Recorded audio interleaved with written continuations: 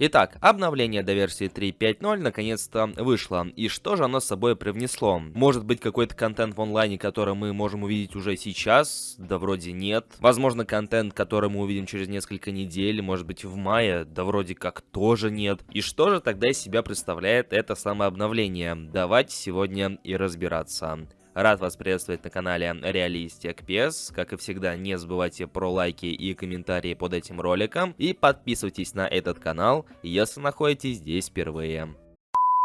Нужен хороший аккаунт в eFootball 2024? Тогда тебе на PlayRock. PlayRock — это маркетплейс игровых товаров и услуг, в котором более 500 игр и приложений, и широкий ассортимент игровых товаров, монеты, буст и аккаунты. Вы найдете здесь все, что нужно. Покупка происходит в пару кликов. Выбираем нужный товар, оплачиваем удобным способом, теперь оплата по зарубежным картам доступна с любых стран, получаем данные от аккаунта в чате с продавцом. Помимо того, что вы можете приобрести огромный ассортимент товаров, вы также можете зарабатывать реальные деньги, продавая свои аккаунты или услуги на сайте. Рейтинг 5.0, более 3 миллионов отзывов, оставленных после покупки. С PlayRock ваши покупки всегда в безопасности. Переходи по ссылке в описании и покупай товары со скидками до 90%. Также подписывайтесь на телеграм-канал PlayRock, там проводятся еженедельные розыгрыши с крутыми призами. Все ссылки в описании. Несмотря на то, что как такового заметного, скажем так вот, контента в игре не появилось, тем не менее обновление до версии 3.5.0 стало достаточно весомым, причем на всех платформах. Это касается как и консолей старого и нового поколения, так и ПК, так и в каком-то смысле мобильных устройств. Хотя касаемо последних, там почему-то вес варьируется от гигабайтов до мегабайтов, поэтому информация, ну скажем так, не совсем точная. Но факт остается фактом, пару-тройку лишних гигабайт пришлось загрузить на всех абсолютно платформах, и после этого мы как такового контента особо-то и не получили. То есть, по сути, сегодняшнее обновление игры не сильно чем-то отличается от обычного оперативного обновления, которое мы получаем по четвергам. За исключением пары-тройки небольших изменений, о которых поговорим чуть дальше. За сутки до этого самого обновления в сети ходили всевозможные слухи, что возможно появится некий режим, и в целом обновление будет весомым, но в целом обновление и вправду получилось весомым. Что касается в целом веса этого самого апдейта, но что касается контента, то здесь в принципе ничего не изменилось. Никаких новых режимов, никаких либо заметных изменений игрового процесса,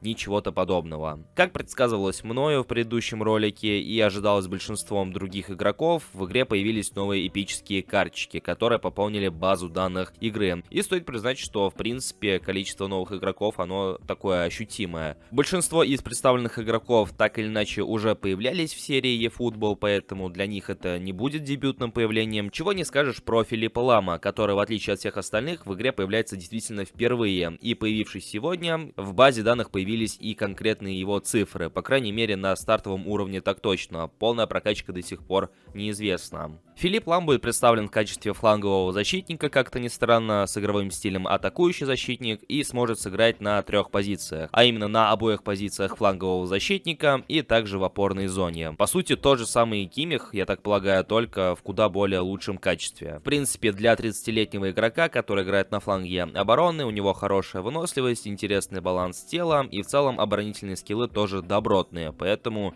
я полагаю, что карточка для фланга будет очень даже имбовой, в том числе и для опорки. Что же касается остальных эпических карточек, то их цифры, к сожалению, на данный момент все еще неизвестны, но зато появились изображения будущих карточек, из которых мы можем сделать те или иные выводы. Например, возвращение Вилли в игру будет сопровождаться его версией времен Валенсии, то есть до этого времени мы получили его возрастную версию из J-лиги и времен выступления за Барселону, в то время как это более молодая версия и времен игры за Валенсию. Также можно отметить молодого Рибери в составе сборной Франции, Кака времен игры за мадридский Реал, карточку Мальдини за сборную Италии, возвращение Касильеса, только теперь с бустом. Ну и по сути на этом все интересное заканчивается, что касается эпических игроков. Также в базе данных появились очередные версии Лионеля Месси, 27-летняя и 34-летняя, но насколько я понял, там успели произойти некоторые изменения, и 27-летний Месси был изменен на Антуана Гризмана, который вроде как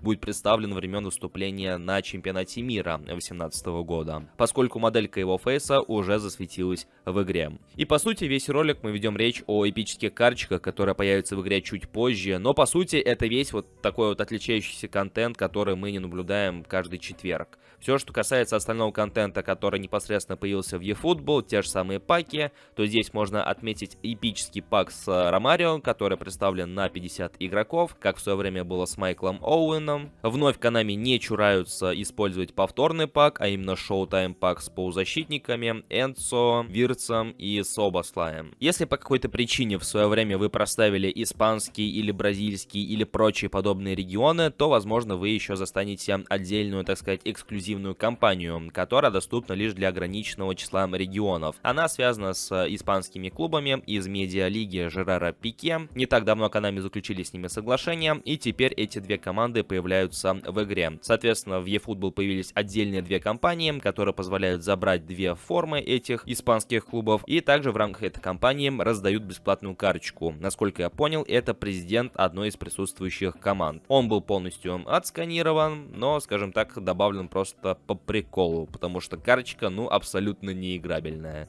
Одна звезда и только 9 уровней прокачки. И напоследок можно отметить, что, судя по всему, Konami постепенно готовится к национальным турнирам, поскольку были обновлены формы для национальных команд Европы, Южной Америки. Таким образом, обновление комплектов форм получили такие коллективы, как сборная Португалии, Аргентины, Бразилии, Германии, Англии, Франции, Нидерландов и так далее. И по сути, на этом весь контент, который так или иначе сегодня появился, подходит к своему завершению.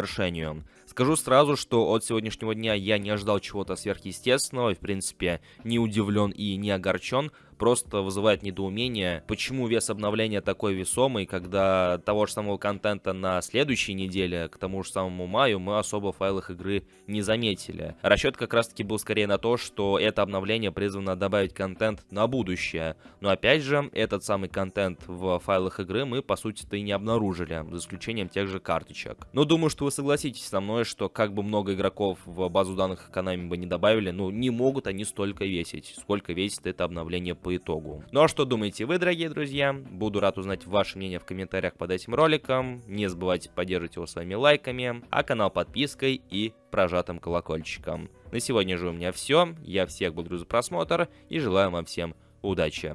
Всем пока!